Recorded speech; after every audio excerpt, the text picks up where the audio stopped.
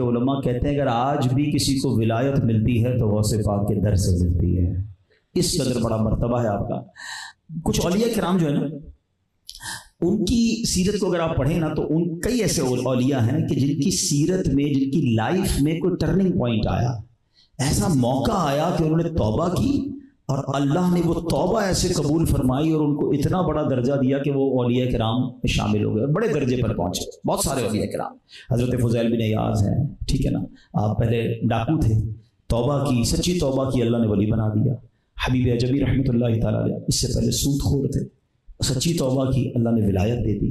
اور آگے چلیں، حضرت جنید بغدادی رحمۃ اللہ تعالیٰ کے بارے میں بھی آتا ہے، پہلوان تھے، توبہ کی، ولایت کی طرف آ گئے۔ شیخ خود معین الدین چشتی اجمیری رحمۃ اللہ، خواجہ غریب نواز، آپ ایک نوجوان تھے، پنچکی اور باغ ملا تھا وراثت میں، پیسے والے تھے، مگر ادب کیا ایک بزرگ کا، آپ کے پاس وہ بزرگ آئے، آپ نے ان کی خیر خواہی کی، ان کی خدمت کی۔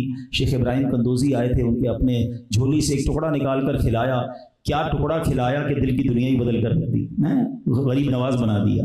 تو یہ کئی بزرگوں کی لائف کو اگر آپ پڑھیں تو there was some turning point in their life, اور اس وجہ سے وہ اللہ کے ولی بن گئے۔ یہاں ایک اور خوبصورت نقطہ بیان کر دوں کہ اس کا مطلب یہ ہوا کہ میں چاہے کتنا ہی گناہ گار کیوں نہ ہوں، میرا رب جب چاہے مجھے بھی ولی بنا سکتا ہے۔ ہاں ہیں تو ہم بھی برے نا، لیکن مایوس نہیں ہونا ہے۔ اگر اللہ نے چاہا، کیا پتہ کون سی مقبولیت کی گھڑی ہو، کون سی کسی بزرگ کی نظر پڑ جائے۔ خواجہ معین الدین چشتی، خواجہ معین الدین کیسے بنے؟ با ادب تھے نا، بزرگوں کا ادب کیا۔ تو یہ بھی یاد رہنا ہے کہ زندگی بھر با ادب رہو، بزرگوں کا ادب کرتے رہو، ان کی نگاہوں میں رہو۔ کسی ولی کی نگاہ پڑ گئی تو کیا پتہ تمہیں بھی اللہ اپنا ولی بنا لے۔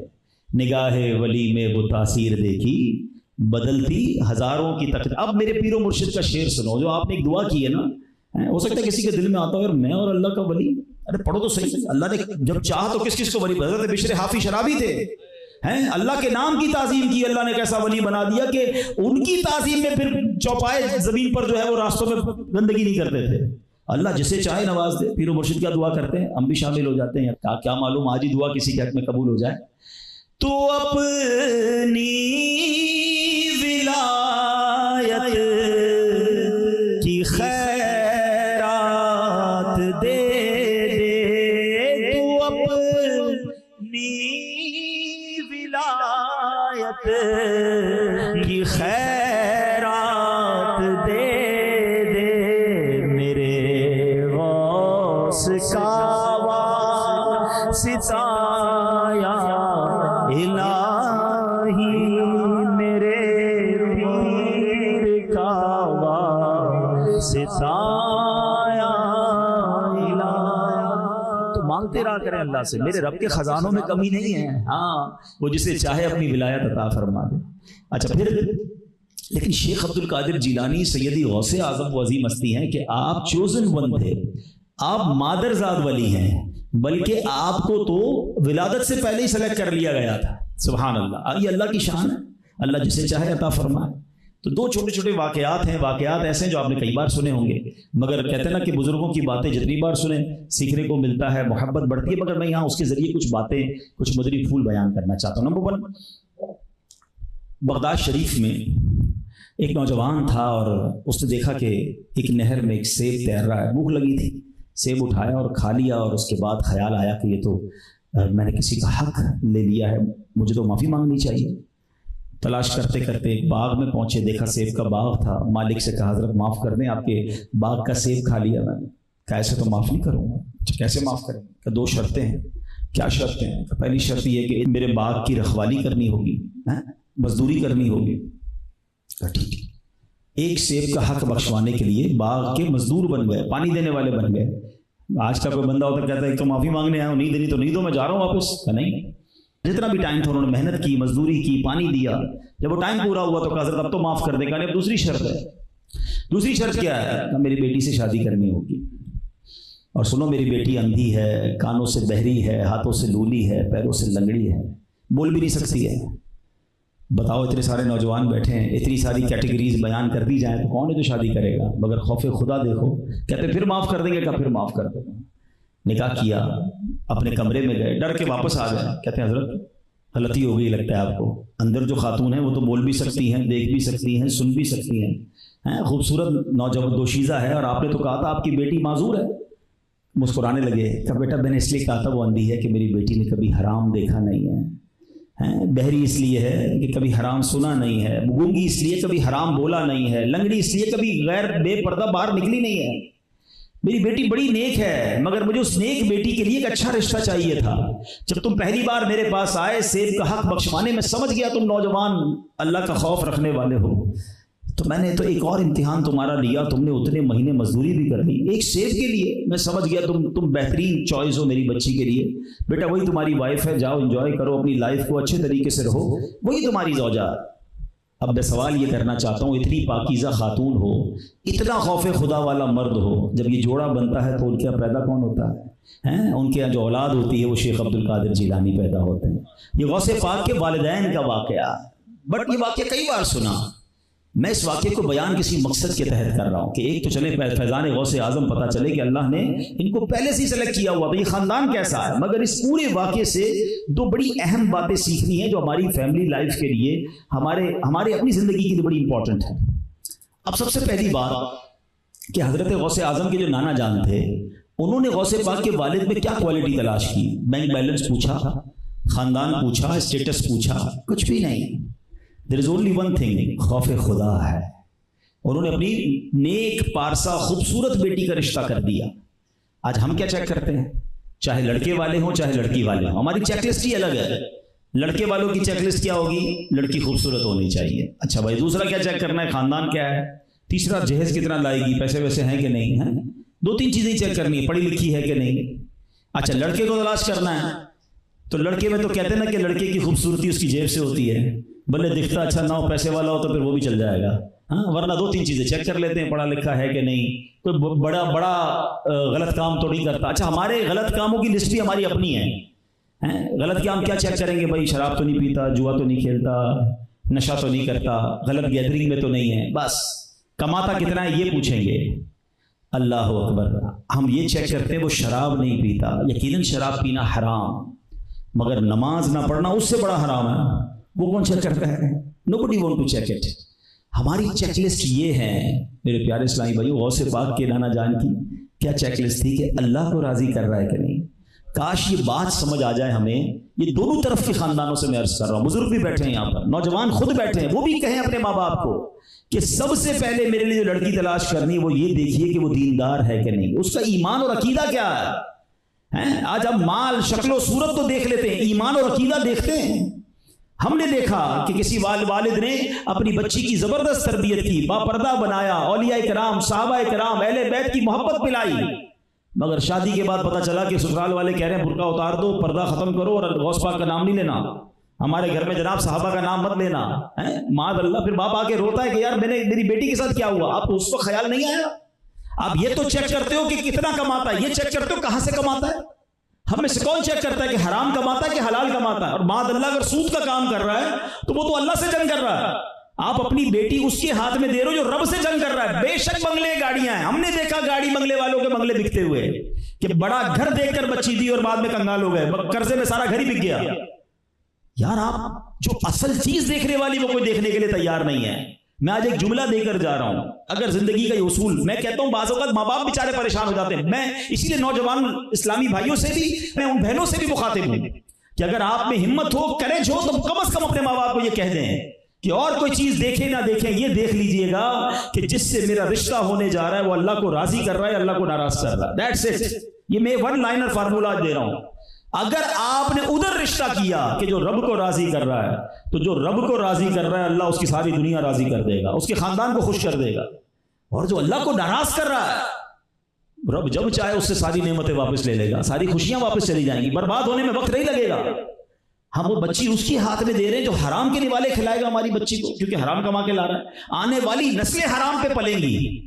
تو پلیز سب سے پہلے رشتہ کرنے سے پہلے چیک کریں ایمان، دین، عقیدہ، اس کے بعد اس کی کمائی حلال ہے کہ نہیں، وہ نمازی ہے کہ نہیں. اور جو نوجوان بیٹھے نا، میں بڑی عجیب بات کرنے جا رہا ہوں. کتابوں میں لکھا کہ جس کی شادی نہیں ہوئی نا، اس پر ہونے والی اولاد کا ایک حق ہے نا. عجیب بات ہے، ابھی شادی نہیں ہوئی اور اولاد کا حق ہے. ہاں کتابوں میں لکھا حق یہ ہے کہ اس کے لیے اچھی ماں تلاش کی جائے، اپنی ہونے والی اولاد کے لیے اچھی ماں تلاش کی جائے، کیونکہ ماں ہی پہلی درسگاہ ہے۔ آپ تو کام پہ جائیں گے، آپ کے ہونے والے بچے اگر اس ماں کے ساتھ ہیں کہ جس ماں کا دین ایمان ہی نہیں، جو خود ہی عبادت گزار نہیں، جو خود ہی معاذ اللہ اس کا عقیدہ درست نہیں۔ غوث پاک کی والدہ کیسی تھی؟ آپ پہلی بار مدرسے پہ گئے نا تو زبانی 18 پارے سنا دیے، قاری صاحب حیران، پہلا دن مدرسے میں، اچھا جب 18 سنا ہے تو 19واں بھی سنا ہوگا، اتنا ہی یاد، یہ کتنے سے یاد کر لیے؟ کہ میری ماں 18 پاروں کی حافظہ تھی، میں ماں کے پیٹ میں تھا، ماں تلاوت کرتی تھی، میں قرآن یاد کر لیتا تھا۔ ٹھیک ہے، یہ غوث پاک کی کرامت ہے، مگر فیضان ضرور ملتا ہے ماں نیک ہو تو۔ پہلے زمانے کی عورتیں بچہ پیٹ میں ہو تو دودھ پلانے سے پہلے وضو، بچہ اگر گود میں ہو تو دودھ پلانے سے پہلے باوضو ہوتی تھی کہ میرا بچہ باوضو دودھ پیے۔ اچھی اچھی چیزیں، اب وہ کہتے ہیں پتہ نہیں کیا، گھروں میں کوئی ایسی چیزیں لگاؤ تو جناب بچہ خوبصورت پیدا ہو، اور اللہ کے بندوں مکہ مدینہ لگاؤ، ماں دیکھتی ہے سارا دن تو بچے کے اندر نیکی مکہ مدینے کی محبت آئے گی۔ عجیب انداز ہو گیا ہے۔ آپ کو پتا ہے خاتون جنت بی بی فاطمہ رضی اللہ تعالیٰ عنہ امام حسین امام حسن کو جب دودھ پلاتی یا جھولا دیتی تھی تو قرآن سناتی تھی۔ ہمارے ہاتھ میں آئی پیڈ پکڑا دیتے ہیں، کوئی میوزیکل وہ کیا نام ہے آج کل کھلونے آ گئے، جھولے کے اوپر بھی جس کو سمجھ نہیں ہے میوزک کی اس کو بھی میوزک سناتے سلا رہے ہوتے ہیں۔ اسٹارٹ سے ہی گھٹی میں ہم لوگ میوزک ڈال رہے ہیں اپنے بچوں کے، اور پھر کہتے ہیں بچے جناب بڑے ہو کے فرما بردار نہیں بن رہے، نیک نہیں بن رہے۔ بہرحال the first main thing جو میں آج غوث پاک کی سیرت کے عظیم واقعے سے درس دینے کی کوشش کر رہا ہوں، اللہ کرے کوئی ایک بھی میری بات لے جائے کہ یہ خوبصورتی، یہ مال، یہ دولت سب بات کی چیز ہے، اگر رب ہی ناراض ہے اس کا دین ایمان ہی ٹھیک نہیں ہے تو میری پوری زندگی کیسے گزرے گی؟ اللہ کو راضی کرنے والا ڈھونڈ لو، انشاءاللہ اللہ اس کو راضی کر دے گا، اس کی فیملی کو راضی کر دے گا۔ ہم نے دیکھا یار اسکوٹر والے نوکری والے لوگوں کے ساتھ لوگوں نے رشتہ کیا، دینداری دیکھی، نیکی دیکھی، شرافت دیکھی، اللہ نے تھوڑے عرصے میں اس لڑکے کو ترقی دے دی، بڑے گھر میں شفٹ ہو گئے وہ لوگ، اللہ نے برکت، کیونکہ وہ اللہ کو راضی کرنے والی لائف گزارتے تھے۔ اور ہم نے بڑے بڑے بنگلوں میں دیکھا کہ رشتے کیے اور تھوڑے عرصے بعد وہ بیچارہ قرضے میں آیا، اس کا سب کچھ بک گیا۔ ہم اللہ نہ کرے کسی کی بربادی کی دعا نہیں کر رہے، لیکن میں سمجھانا یہ چاہ رہا ہوں کہ ہماری پریورٹیز چینج ہو گئی ہیں، ہماری ترجیحات ہی کچھ اور ہیں، یہ نہ کرو۔ ہمیں ان چیزوں کو پہلے رکھنا، حدیث پاک ہے، نبی پاک کی احادیث ملتی ہے جس کا مضمون ہے کہ نکاح 4 وجوہات کی بنا پر کیا جاتا ہے، حسن دیکھ کر، مال دیکھ کر، خاندان دیکھ کر، یا دینداری دیکھ کر۔ آقا فرماتے تمہاری ناک خاک آلود ہو، دینداری دیکھ کر نکاح کیا کرو۔ 4 چیزوں کو پہلے ڈیفائن کیا اور پھر پریورٹی بتائی کہ سب سے بڑی چیز کیا ہے کہ دینداری دیکھو پہلے، وہ کوئی دیکھتا ہی نہیں ہے۔ اب آؤ اس واقعے سے دوسری بات کیا سیکھنے کو ملی؟ سبحان اللہ، کہ ماں باپ نیک ہو، سبحان اللہ اولاد بھی نیک ہوتی ہے۔ اگر آپ چاہتے ہیں نا آپ کے بچے نیک ہوں، you have to change yourself. یہ نہیں ہو سکتا باپ کہ میں جمعے کی نماز پڑھتا ہوں میرا بچہ 5 ٹائم میں نمازی بن جائے، ماں کہ میں بے پردہ گھوموں میری بچی با حیا ہو جائے، میں سارا دن جھوٹ بولوں بچے میرے سچے ہو جائیں۔ ہم بدلیں گے تو ہماری اولاد پہ اثر آئے گا۔ ہاں آج بھی دیکھیں جن کے گھروں میں نمازیں ہوتی ہیں، دادا دادی امی ابو، چھوٹے چھوٹے بچے جا نماز پہ آگے کھڑے ہو جاتے ہیں، ٹوپی پہنیں گے، بچی چھوٹا سا دوپٹہ پہنے گی، نماز پڑھنے نہیں آئے گی پھر بھی نقل کرے گی، کیوں؟ They are inspiring with their parents, وہ سیکھ رہے ہیں۔ اور جن کے گھروں میں ناچ گانے ہیں ان کے بچے باہر بھی آپ کو ناچتے نظر آئیں گے، باہر بھی گالیاں دیتے نظر آتے ہیں۔ تو گھر سے سیکھتا ہے انسان۔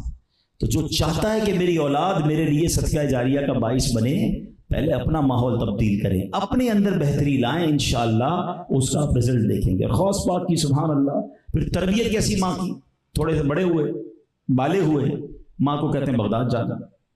کیوں جانا؟ علم دین سیکھنے جانا ہے۔ ماں بھی کیسی کمال کی، ٹھیک ہے بیٹا جاؤ، اب محشر کے دن ملیں گے۔ جوان بیٹے کو پتہ ہے اس دوران سفر ایسے نہیں ہوتے تھے، لانگ ٹریول ہوتے تھے، زندگی کا پتہ نہیں ہوتا تھا، اب قیامت کے دن ملاقات ہو، دین کے حوالے کر دیا اپنے بچے کو۔ آج ہمارا کیا حال ہے؟ بچہ ایسا بھی ہم نے دیکھا کہ اگر کسی کا نوجوان بیٹا تھوڑا دیندار بنے، تھوڑا اجتماع کی طرف، مدنی قافلوں کی طرف، تھوڑی سی چہرے پہ داڑھی آنا شروع ہو جائے تو کچھ ماں باپ ڈانٹنا شروع کر دیتے ہیں، ارے بھائی مولوی نہیں بننا ہے، نہیں جانا دیندار کی طرف۔ اچھا پھر بعد میں یہ بھی ہمیں پتہ چلا کہ کچھ ماں باپ نے دینداری سے روکا، اجتماع میں نہیں جانے دیا، مدنی قافلوں میں نہیں جانے دیا، اس کو دین کے کام سے روکا، اور ایسا بھی ہوا کہ پھر وہ ایسے دوستوں میں بیٹھا کے شرابی بن گیا ہے، جواری بن گئے۔ اب ماں باپ کہہ رہے ہیں یار ہماری غلطی ہو گئی، ہم نے اس کو، ہم سوچ رہے تھے یار ایسا ہو جائے گا تو ویسا ہو جائے گا۔ ایک جملہ آج یاد کر لو، تم اپنی اولاد کو دین کے حوالے کر دو، دین اولاد تمہارے حوالے کر دے گا۔ ہاں اپنی اولاد کو دیندار بناؤ، مت کہو میرا ادب کرو، وہ دین بتائے گا۔ وہ قرآن پڑھے گا تو قرآن کہے گا اف نہ کہنا، وہ حدیث پڑھے گا تو حدیث کہے گی کہ ماں باپ کو محبت سے دیکھو تو حج کا ثواب ہے، وہ خود آ کے آپ کے ہاتھ چھوم رہا ہوگا کیونکہ اس کو دین سکھا رہا ہے۔ ہم دین سے دور کرتے ہیں بچے کو اور بچہ ہمارے ہاتھ سے بھی چلا جاتا ہے۔ یہ نہ کیجیے گا، وہ جملہ ہے نا، میجورٹی کے لیے نہیں، سب کے لیے نہیں، میجورٹی کے لیے کہا جاتا ہے کہ بچہ دنیا میں ترقی کر جائے نا، بڑی ڈگریاں لے لے، بڑا افسر بن جائے، بہت پیسے والا بن جائے، بڑے جناب دنیا میں نام کما لے، تو بعض اوقات ماں باپ ڈر رہے ہوتے ہیں بات کرتے ہوئے کہ یار افسر ہے میرا بیٹا، بہت بڑا آدمی، کہیں ناراض نہ ہو جائے۔ ایسا بھی وقت آ جاتا ہے کہ ماں باپ کو بچے سے بات کرنے میں ڈر لگتا ہے، اور آپ یقین کرو کسی کا بیٹا مفتی بن جائے نا، صحیح عالم بن جائے، بے شک مفتی اعظم بن جائے، مبلغ اعظم بن جائے، وہ بیٹا جب ماں سے بات کرے گا، والد سے بات کرے گا، اسے ڈر لگے گا کہیں ماں باپ کو برا نہ لگ جائے۔ دس از دا ڈفرنس۔ ہاں آپ ٹھیک ہے، میں نہیں کہتا دنیاوی تعلیم نہ دیں، شریعت کے تقاضوں کے مطابق بچے کو سکھائیں دنیا داری، مگر دین سے دور نہ کرنا، کیونکہ دین میں جو ماں باپ کا ادب ہے نا، جو پریورٹی ماں باپ کو دی گئی ہے، ہم وہ دین پڑھاتے ہی نہیں ہیں، بعد میں خود ہی پریشان ہو رہے ہوتے ہیں۔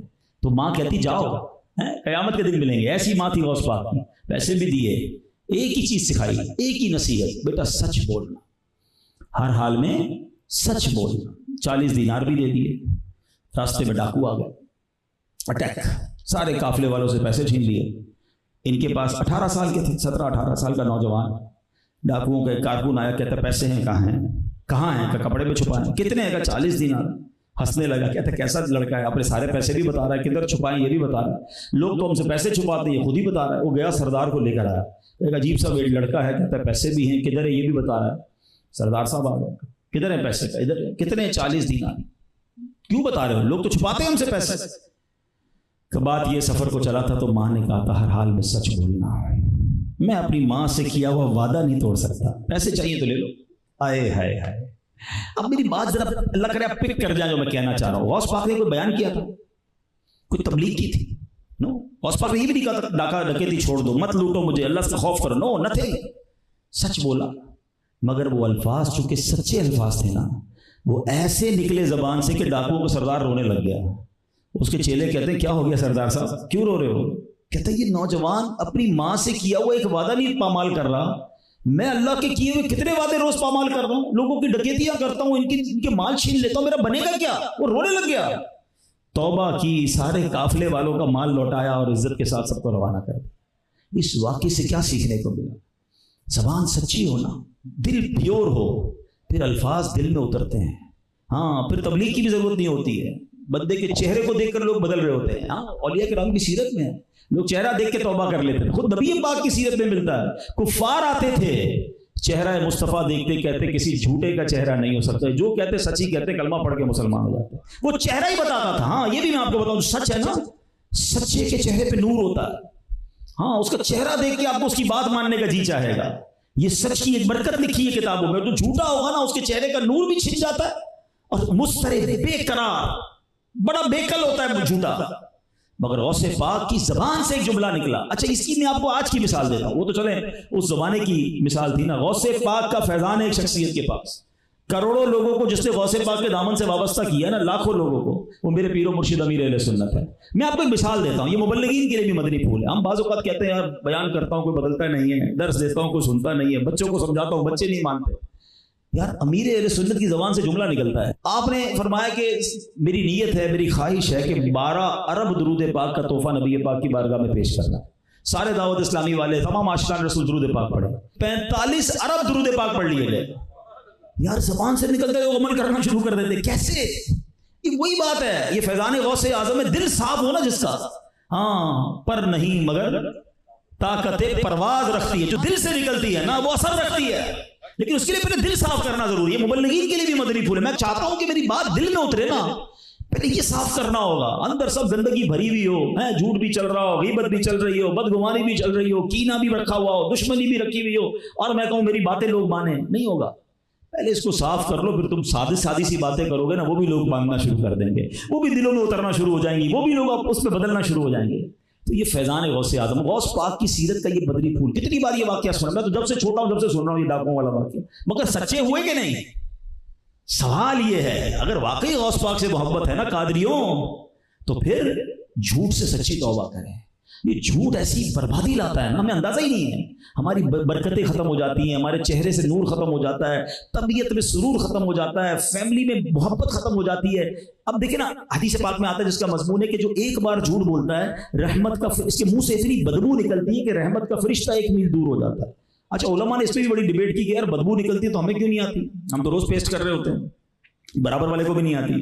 بڑی پیاری اس کی اگزامپل دی کہ جو یہ جمادار ہوتے ہیں نا، یہ گٹر میں اتر جاتے ہیں، ان کو پھر بھی بدبو نہیں آتی کیونکہ ان کی اتنی بدبو میں عادت رہنے کی عادت ہو گئی ہوتی ہے. تو علماء کہتے ہیں آس پاس اب اتنا جھوٹ ہو گیا ہے، اتنے لوگ جھوٹ بول رہے ہیں کہ کسی کو اس کی بدبو ہی محسوس نہیں ہو رہی ہے، مگر نکلتی ہے بدبو اور فرشتے دور ہو جاتے ہیں. اب آپ بتائیے، جس نے رحمت کے فرشتے ہی دور کر دیے تو برکت کہاں سے آئی؟ کاروبار میں جھوٹ، فیملی میں جھوٹ، دوستوں میں جھوٹ، بس بات بات پہ جھوٹ، پتہ کسی فائدہ بھی نہیں پھر بھی جھوٹ بولنا ہے، عادت سی بن گئی ہے جھوٹ بولنے کی.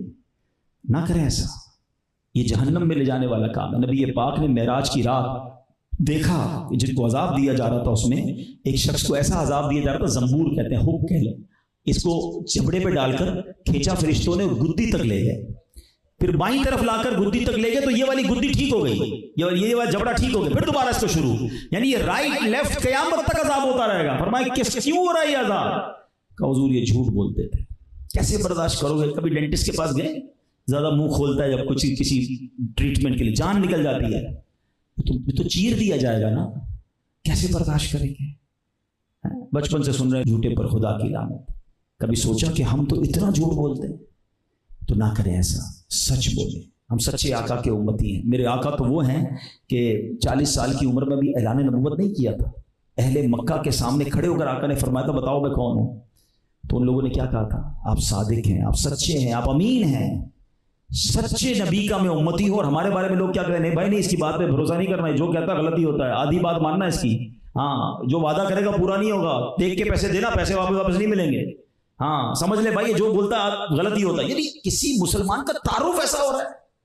آپ سوچیں میرے بارے میں کوئی ایسی بات کرے گا کہ یار اس سے بات کرنے میں خیال کرنا، یعنی ہمارے بارے میں تو لوگ کہیں کہ امتی ایسا سچا ہے تو اس کے نبی کیسے سچے ہوں گے، امتی کے اخلاق ایسے تو اس کے نبی کے اخلاق کیسے ہوں گے. مگر انفارچونیٹلی آج مسلمان سے ڈر رہا ہے. تو بھول گیا آپ واقعہ، عیسائی نے مسلم سے پیسے لیے، عیسائی واپس ہی نہیں کر رہا تھا. کئی بار مسلمان گیا میرے پیسے دے دو، نہیں دیے. ایک دن وہ چلا گیا ان کے پادری کے پاس، کہا یار آپ کے مذہب کا بندہ ہے، مجھے میرے پیسے نہیں دے رہا. اس نے پرچی لکھ کے دی، کہا جا کے اس کو دے آؤ. پرچی دی، اس نے پیسے نکالے، فوراً دے دیے. کہا پیسے بعد میں لوں گا، پہلے بتا پرچی میں کیا لکھا ہے. اتنے دن سے میں تو دھکے کھا رہا تھا، مجھے دیتا نہیں تھا، ایک پرچی پہ دے دیا. کہا نہیں پرچی نہیں بتاؤں گا، پیسے لے جا، تیرا کام ہو گیا نا. کہتے ہیں تیری مہربانی، پرچی تو دیکھوں گا. بڑی بحث ہوئی، آخرکار بہت ضد کی، اس نے پرچی پکڑا دی. پرچی پتہ کیا لکھا تھا؟ اس عیسائیوں کے جو پادری نے لکھ کر دیا تھا، کیا تو مسلمان ہو گیا جو لوگوں کے پیسے ٹائم پہ نہیں دیتا ہے؟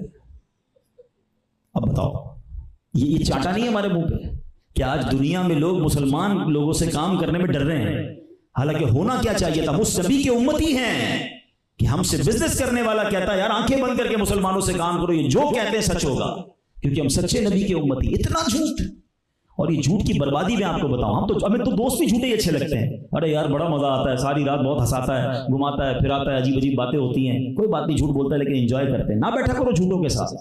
ہاں، جو اس پہ لعنت برسے گی نا تم پر بھی برسے گی. قرآن کہتا ہے کونوا مع الصادقین، سچوں کے ساتھ ہو جاؤ. ہم بیٹھے جھوٹوں کے ساتھ ہیں.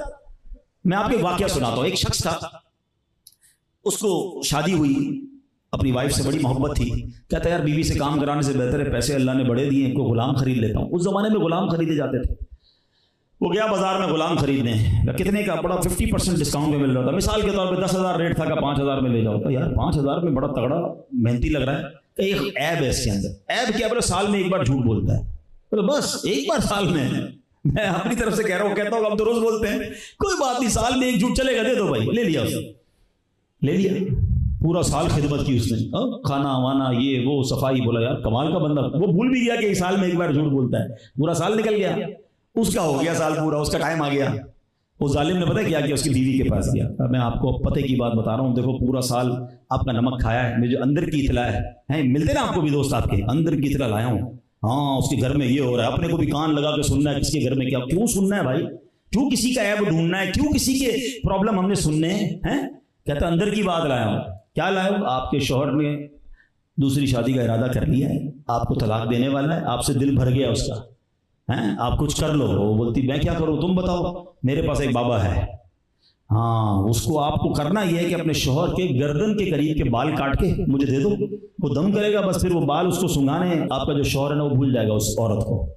بس اتنا سا کام ہے, اتنا سا. میم صاحب یہ اس طرح پکڑ لو اور اسی اس طرح سے بس یہ جب سوئے تو گلے کے پاس سے تھوڑے سے بال کاٹ دینا. کہ ٹھیک ہے آج رات ہی کاٹ دوں. بیوی کو لگا دیا اس کام پہ. اب شوہر کے پاس گیا, صاحب اندر کی خبر لایا ہوں. یہ آتے نا آپ کے پاس اندر کی خبر لے کے, یہی کر رہے ہوتے ہیں, ادھر کی ادھر, ادھر کی لگائی بجائی. صاحب اندر کی خبر لا, کیا آپ کی بیوی کوئی اور پسند آ گیا ہے اور آپ کو دنیا سے آپ کو قتل کرنے کا پلان بنا لیا. مجھے میری بیوی مارے گی, پاگل ہو گیا, اتنی محبت کرتی ہے. نہیں صاحب میں اندر, آپ دیکھیں آپ کا نمک کھایا, جھوٹ نہیں بولوں گا, آپ خود چیک کر رہے ہیں. بولا کیسے؟ آج رات جاگتے رہیے گا, اس طرح لے کر آئے گی اور آپ کی گردن پہ پھرانا ہے اس نے اس طرح.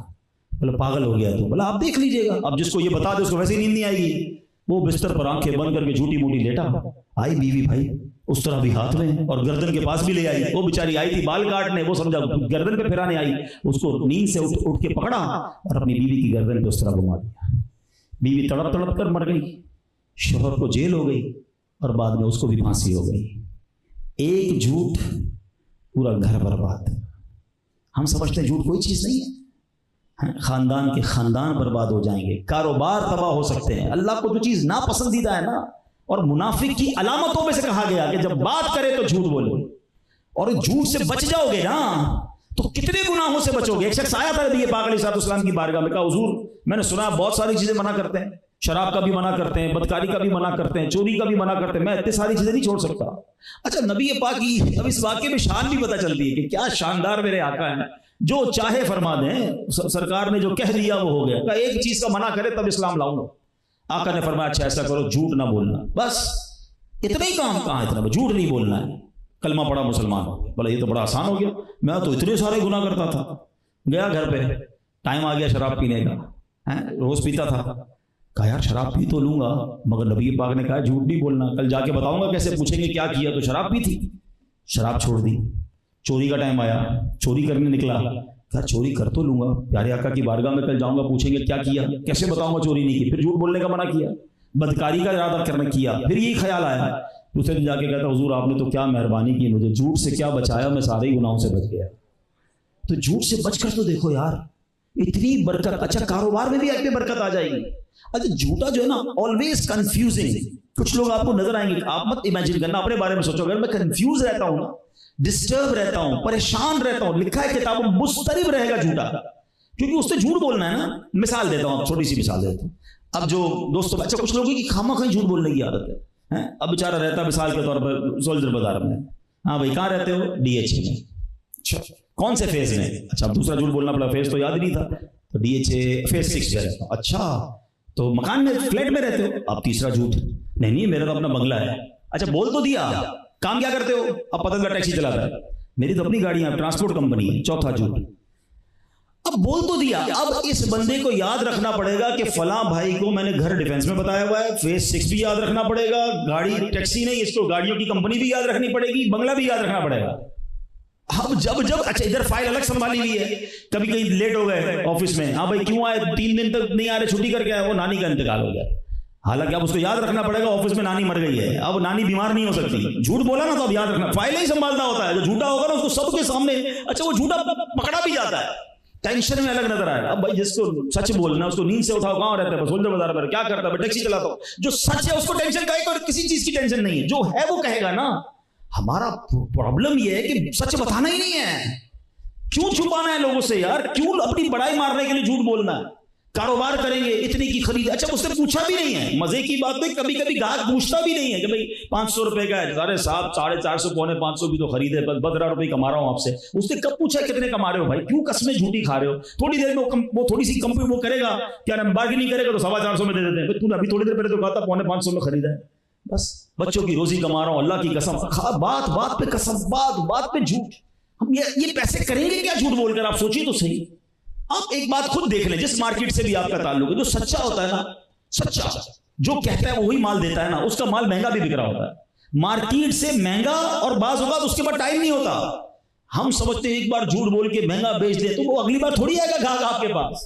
ہم نے راشن والوں کو دیکھا, ہم نے کپڑے والوں کو دیکھا, جس کی چیز سچی, جس کا کلر پکا, جس کی بات سچی, جس کی کوالٹی سچی, مارکیٹ سے ڈبل ریٹ 1.5 ریٹ میں بیچ رہا ہوتا ہے, لوگ اس سے لیتے. یار آدمی سچا ہے تو سچے کو آج بھی برکت ہے. یہ خامہ کا ہی دماغ شیطان نے ڈال دیا, بھائی سب جھوٹ بولتے, تو جھوٹ نہیں بولے گا تیرا مال نہیں بکے گا. نہیں, سچے کو ہر چیز میں اللہ برکت دیتا ہے. چہرے پہ الگ نور ہے, بات اس کی الگ, لوگ ماننے لگیں گے. تو پلیز اے غوث پاک کے چاہنے والوں, غوث پاک سے محبت کا نام صرف یہ نہیں کہ ہم منقبت سنیں, ہم اجتماع میں آئیں, ہم لنگر کھائیں, نعرے لگائیں, چلے جائیں, یہ بھی کرنا ہے, مگر کچھ بدلاؤ بھی تو لاؤ نا اپنے اندر یار. تو غوث پاک تو بچپن سے سچ بولنے کی بات کر رہے ہیں اور ہماری زبان پر ہی سچ نہیں آتا. پھر یہ جو نوجوان بیٹھے ہیں, آخری بات, مذاق میں جھوٹ, مستی مذاق, خامہ خواہ جھوٹے لطیفے سنانے, جھوٹے واقعات سنانے, لوگوں کو ہنسانے. حدیثوں میں آتا ہے جو لوگوں کے ہنسانے کے لیے جھوٹ بولتا ہے وہ روتا ہوا جہنم میں جائے گا. کیوں؟ مطلب لوگوں کو ہنسانے کے لیے ہم نے جھوٹ بولنا ہے. نہیں کریں ایسا, مزاح کریں. ہاں جائز مزاح ہوتا ہے. مزاح کیا ہے؟ میں بھی ایسی بات کروں, میں بھی مسکراؤں, آپ بھی مسکرائیں, کہ کوئی جھوٹی بات بھی نہ ہو, کسی کی دل آزاری بھی نہ ہو. ہمیں تو مذاق ہی وہ والا آتا ہے, پہلے کسی کی فلم چڑھائیں, کسی کا نام بگاڑیں, کسی کی نقل اتاریں, پھر میرے دوست ہنسیں گے تو مزہ آئے گا. یعنی پہلے ایک کا دل ٹوٹے تب جا کے میرے دوست مسکرائیں. ایسے مذاق کا کیا کرنا ہے کہ کسی کی دل آزاری حرام کام کر کے میں ہنس رہا ہوں؟ نہ کرو ایسا. سرکار دو عالم علیہ السلام کا مزاج مبارک کیسا ہوتا تھا؟ ایک خاتون آئی, کہتی حضور مجھے اونٹ چاہیے, آپ مجھے اونٹ عطا فرمائیں. نبی پاک فرماتے ہیں اونٹنی کا بچہ دیں گے تم کو. کہا حضور مجھے اونٹ چاہیے, آپ اونٹنی کا بچہ دیں گے؟ حضور مجھے اونٹ عطا فرمائیں, ہم تمہیں اونٹنی کا بچہ دیں گے. کہا حضور مجھے اونٹ چاہیے. نبی پاک نے فرمایا کہ ہر اونٹ کسی نہ کسی اونٹنی کا بچہ ہی ہوتا ہے. اب دیکھیں کتنی پیاری بات, سب مسکرائے اور اونٹ بھی مل گیا. تو مسکراہٹیں بکھیرنے کے لیے جائز طریقے سے بھی تو بات ہو سکتی ہے, لیکن ہم تکلیف دے کر جو مذاق اڑاتے ہیں نہ کریں. کسی کا نام رکھ دیتے ہیں لمبا, چھوٹا, موٹا, کانا, نہ. اگر کسی کے اندر کوئی عیب ہے تو اللہ کا شکر ادا کرو, یا اللہ تو نے مجھے پرفیکٹ بنایا. جیسا توتلا بولتا ہے دوست, ویسے ہی توتلا بول کے اس کا مذاق اڑاتا ہے. وہ روتا ہوگا گھر جا کر, آپ کے سامنے نہیں روتا کہ یار کاش زبان ٹھیک ہوتی, دوست میری بولنے کا, میرے چلنے کا مذاق, جیسا لنگڑا چلتا ہو, جیسا لنگڑا چل کے دکھا رہے ہوتے. کبھی بھی نہ کرنا. عربی کا ایک مقولہ یاد کر لو, من ضحک ضحک, جو ہنستا ہے پھر اس پر ہنسا جاتا ہے.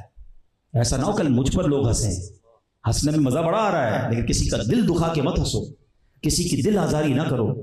تو بہرحال میرے پیارے اسلامی بھائیوں, غوث پاک کی سیرت کے 2 واقعات اور ان سے 2 میسیجز کہ بچوں کی شادی کرنی ہے, اپنی شادی کرنی ہے تو پریورٹی دینداری کو دیں, اور زندگی میں کبھی بھی جھوٹ کے قریب نہ جائیں. اللہ مجھے اور آپ کو ہمیشہ ہر حالت میں سچ بولنے کی توفیق عطا فرمائے, سچوں کی صحبت نصیب فرمائے, فیضان اولیاء نصیب فرمائے. الحمدللہ یہ پیاری باتیں دعوت اسلامی کے ماحول میں سکھائی جاتی ہیں. مزید ایسے بیانات سننے ہوں مدنی چینل دیکھیں, انشاءاللہ مزید ایسے بیانات سنیں گے, ہمارا دل بھی بدلتے رہے گا. آمین بجاہ النبی الامین صلی اللہ تعالی علیہ وسلم.